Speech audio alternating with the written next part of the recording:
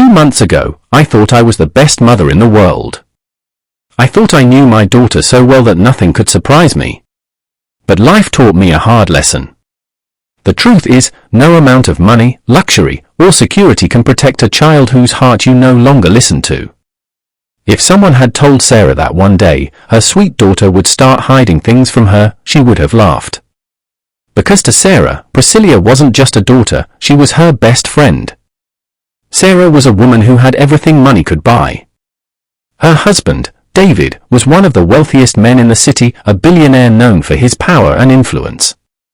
Their mansion sparkled with luxury, golden chandeliers, marble floors, and helpers who worked day and night to keep everything perfect. But Sarah didn't care much about the gold or the glitz. Her real treasure was her daughter, Priscilla, her one and only child. From the moment that little girl was born, Sarah made a promise to herself, no matter how busy life gets, I will never let someone else raise my child for me. And she kept that promise. She drove her to school every morning, helped her with homework, listened to her teenage drama, and even stayed up late just to hear stories about her day. They were inseparable, like sisters. Until recently. It started small. Sarah noticed that Priscilla, now 13 and in secondary school, had become quiet. She no longer rushed into her mother's room to share gossip about her classmates or talk about her favorite songs. Instead, she spent most of her time in her room, on her phone, whispering into it, smiling secretly, and quickly locking the screen whenever Sarah came close. At first, Sarah brushed it off. Maybe it was just teenage hormones. Maybe she was growing up. But deep down, a mother's heart knows when something isn't right. One evening, Sarah tried to start a conversation. She knocked gently on Priscilla's door and said, "Baby, can I come in?" There was silence for a moment, then a soft reply. "I'm busy, Mum." Busy? Sarah thought. Busy doing what? Still, she didn't want to push. She believed that giving her daughter space might help her open up later. But days turned into weeks, and the distance grew wider. Sarah would pass by her daughter's room and hear her whispering on the phone, giggling softly one moment and sounding scared the next. It was strange. This wasn't her daughter. This wasn't the open, honest, joyful little girl she knew. One night, Sarah couldn't sleep. She sat on her bed, scrolling through old photos of her and Priscilla, laughing together at a beach, wearing matching dresses on her 13th birthday. Her eyes filled with tears. What changed? She whispered to herself. What happened to us? The next morning, she decided to observe her daughter closely. Not as a mother, but as an investigator. She noticed small details, Priscilla's hands trembling whenever her phone buzzed. The way she quickly deleted messages. The late-night glow of her phone under the blanket when she thought everyone was asleep. It broke Sarah's heart, but she stayed patient. She wanted her daughter to trust her enough to open up on her own. Then one Saturday morning, Sarah and her husband, David, had a charity event to attend. David, as usual, was dressed sharply in his Italian suit, while Sarah wore a long emerald gown that shimmered under the morning light. They were on their way when suddenly, Sarah began to feel a sharp pain in her stomach. She winced and placed a hand over her belly. "Are you all right, darling?" David asked, concerned. She nodded. "I'll be fine. Maybe it's just something I ate." But the pain got worse. David insisted she go back home and rest while he continued to the event. Reluctantly, she agreed. When the car pulled into their mansion, Sarah got down slowly, holding her stomach. The helpers rushed to assist her, but she waved them off. "I just need to lie down," she said. As she walked past the hallway toward her room, she noticed something unusual. Priscilla's door was slightly open. That was strange. For the past month, that door had always been locked. Sarah paused. A voice in her head said, "Leave her alone, go rest." But another voice, the voice of a mother, whispered, "Check on her." She gently pushed the door open. What she saw next froze her blood. Her daughter was sitting on her bed with her phone propped up in front of her, her clothes partly undone. And she was recording herself. For a moment, Sarah couldn't breathe. Her voice came out trembling. "Priscilla! What are you doing?" Her daughter jumped up in shock, her face pale, her hands shaking. "Mum! Why did you enter my room without knocking?" Sarah's heart broke. "What are you doing to yourself? Who taught you this?" But Priscilla only glared at her mother with fear and embarrassment. Tears streamed down Sarah's face as she whispered, "Baby, please talk to me. What's going on? Is this what you've been doing all this time? Why, Priscilla? Why?" But the girl said nothing. She just turned away, her eyes full of guilt. Sarah stood there, unable to move, her hands trembling. She didn't recognize her own daughter anymore.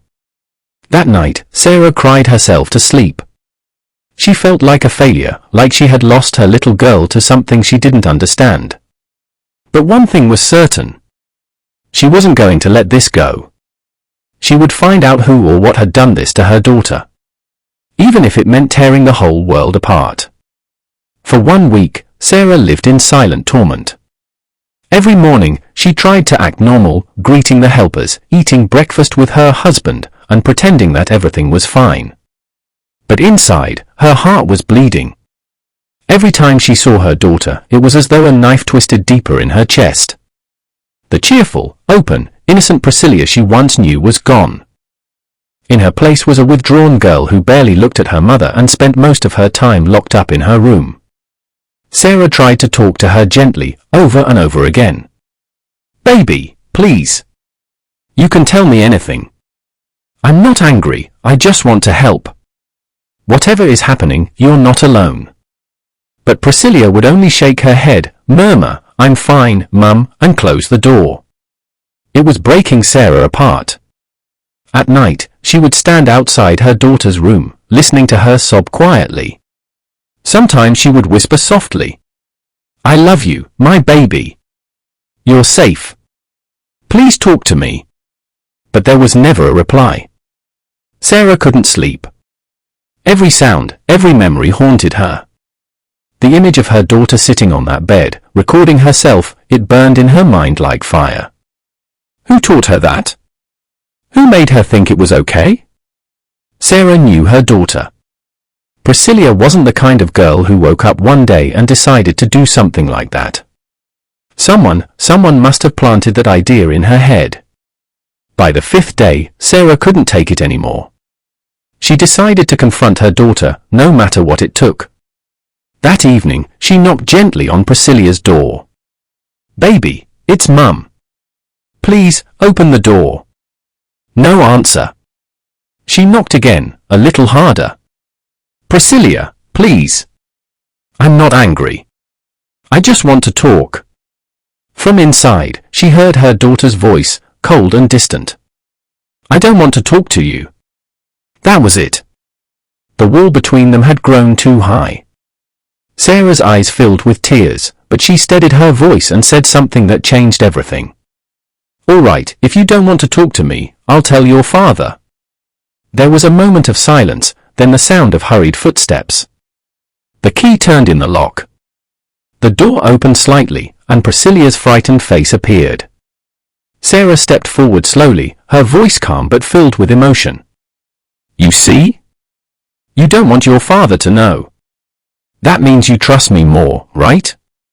Priscilla nodded faintly. Sarah took her hand. "Then please, talk to me. I'm your mother. I won't judge you, I won't shout. I just want to help you.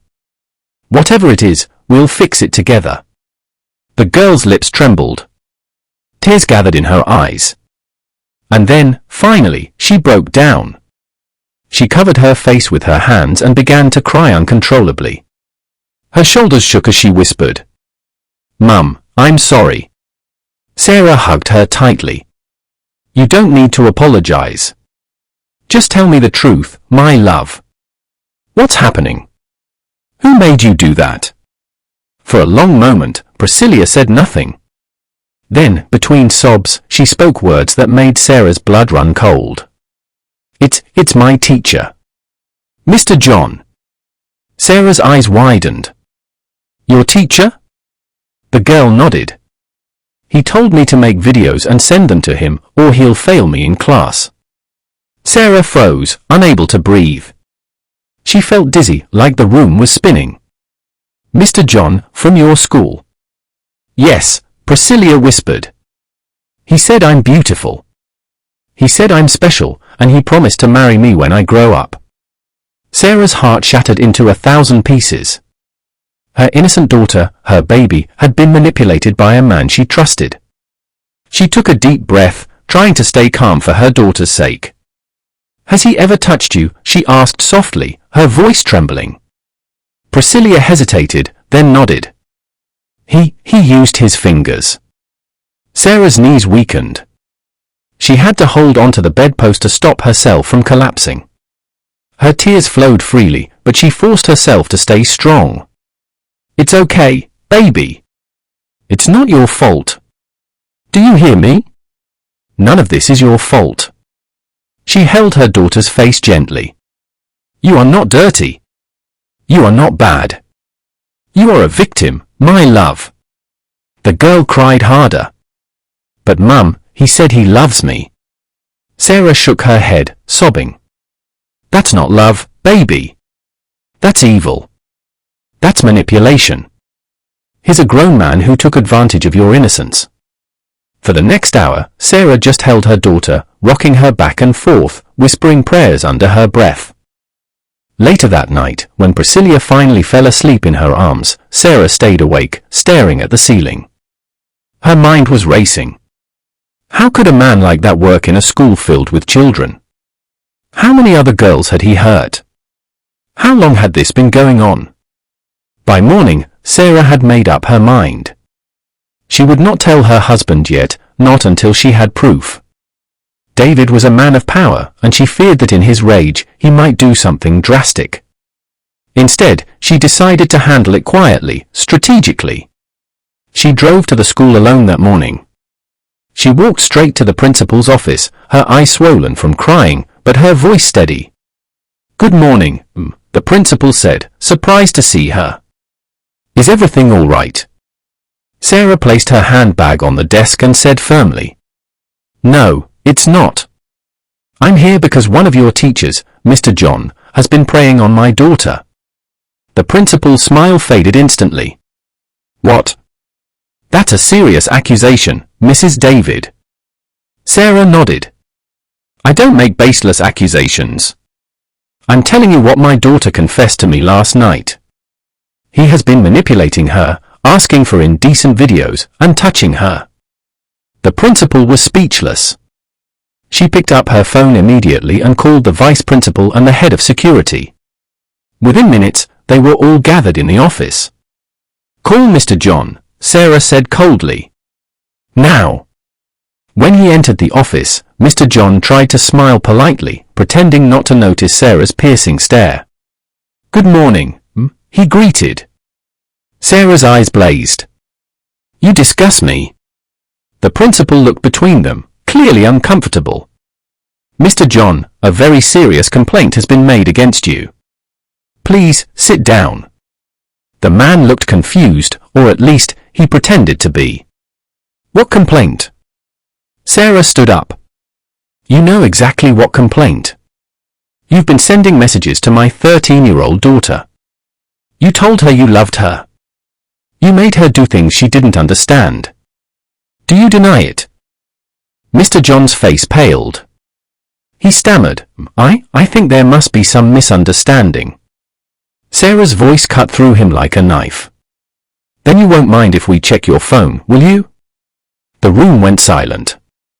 The principal exchanged a look with the security officer. Mr. John, please hand over your phone. He hesitated. That hesitation was all they needed. The principal snatched the phone from his hand and gave it to the IT officer. Within minutes, the truth came out. Videos. Photos. Messages. Not just of Priscilla, but of other students too. each one more horrifying than the last. Sarah's heart broke all over again.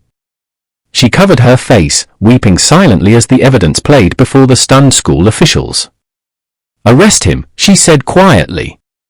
And with that, the security team called the police. Mr. John was handcuffed right there in the office, his head hanging in shame. As he was led away, Sarah looked him dead in the eyes and said, "You will never hurt another child again. I promise you that." That night, Sarah finally told her husband everything.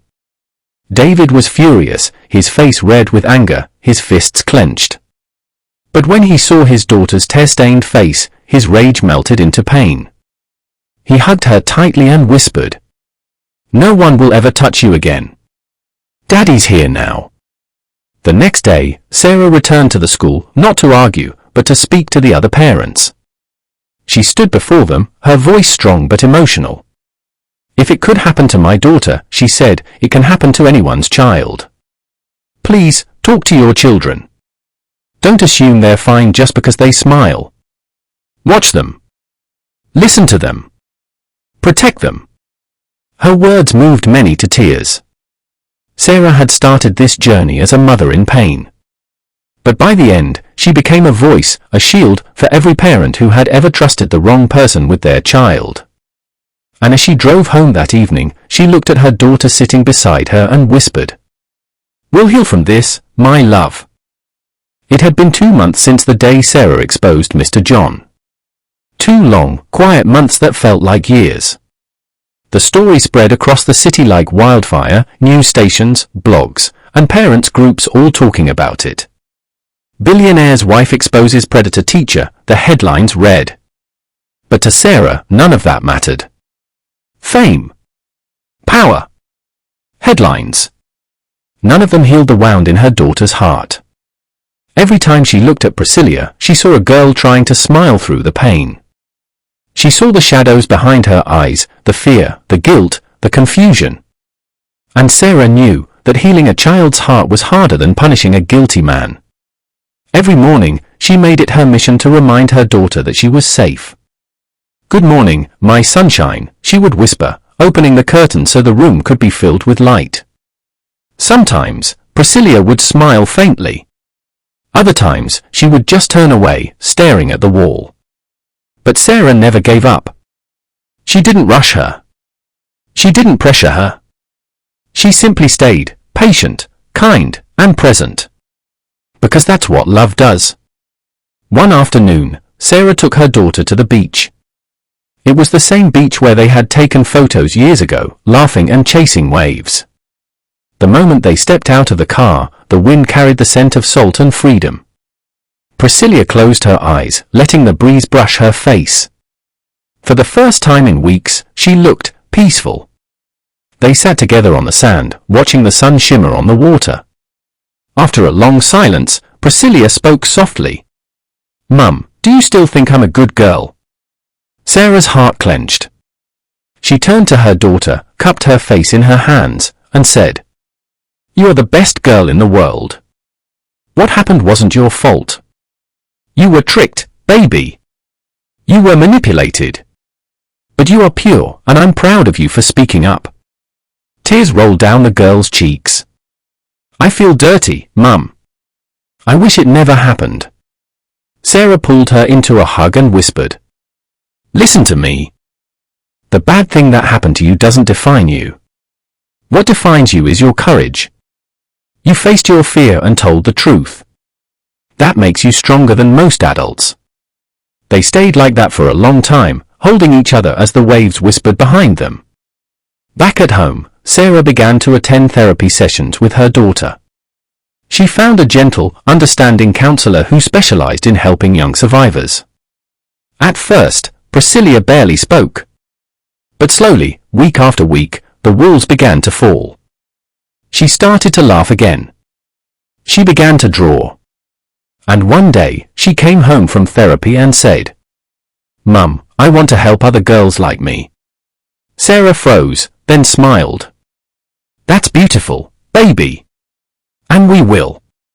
That evening, she called her husband, David, into the living room and said, We're starting a foundation. For girls who've been hurt like our daughter, a safe space for them to heal. David nodded immediately. Say no more. We'll make it happen. Within weeks, the Priscilla Foundation for Young Girls was born. It provided counseling, education, and legal support for victims of abuse. Sarah used her platform and influence to raise awareness. She began speaking at schools, telling parents and teachers, "If it can happen in my house, it can happen anywhere. Please, talk to your children. Teach them what is right and what is wrong before the world does it for you." Her voice was calm, but powerful. It carried the pain of experience and the strength of a mother who refused to be silent. Meanwhile, Priscilla began to heal. Her smile returned, slower than before, but real. She started to dance again, to draw, and to laugh at her mother's silly jokes. One evening, she sat beside her mum on the balcony. The sky was orange and gold with the setting sun. "Mum," she said softly. "Yes, baby. Thank you for not giving up on me." Sarah looked at her daughter and smiled through tears. That's what mothers do. We never give up, even when our hearts are breaking. They sat in silence, hand in hand, watching the sun disappear beyond the clouds. But deep inside, Sarah knew that something greater had come out of the pain. Her daughter was not just a survivor, she was becoming a light for others. Their family had gone through darkness, but they had come out stronger, closer, and wiser. Sarah finally understood something she'd never forget. Being a mother isn't just about giving birth.